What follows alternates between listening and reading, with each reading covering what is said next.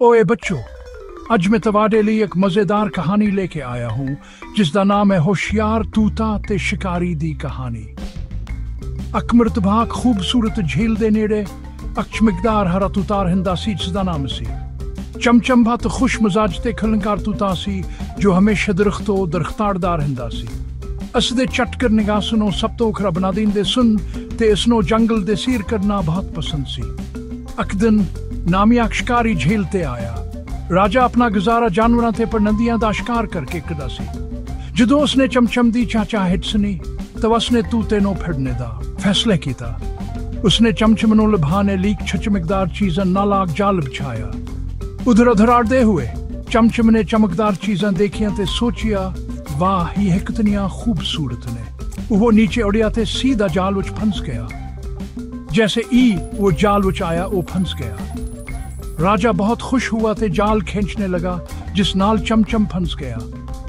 चमचम डर गया ते मंत करने लगा, मैनू छड़ दे, मैनू ना फड़। राजा हंस के बोला, हन तू मेरा हो गया, हन तू आजाद नहीं हुएगा। चमचम ने जल्दी सोचिया ते एक तरकीब बनाई। उसने राजा नो कहिया, भाई राजा, मैं जानदा हाँ कि तू मैनू फड़ लिया पर मैं तवानो एक मुफीद गल दस सकदा। राजा तजस्सुस नाल पुछिया कि यह गल है। चमचम ने जवाब दिता, एक खजाना छुपिया हुआ है जिस दे बारे विच सिर्फ मैं ही जानदा हाँ।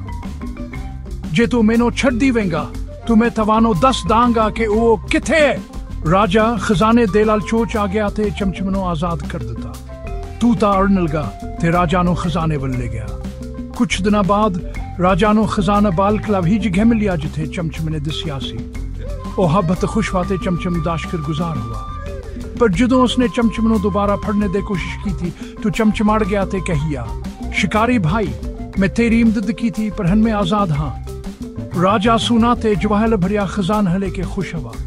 पर उसने काम सबक सिखिया, हमेशा दूसरियां दी इमदद करो ते कदी भी अनहानू नुकसान ना पहुंचाओ जो तुझे इमदद कर देने। ते यह कहानी दा अख्ताम है बच्चों। यह कहानी सानू सिखाती है कि कभी भी किसी को धोखा ना दियो ते हमेशा मदद लेन ते शुक्रगुजार रहो। जिंदगी विच हमेशा मेहरबानी दा रास्ता चुनो। सुनन दा शुक्रिया। अगली दफा मिलेंगे।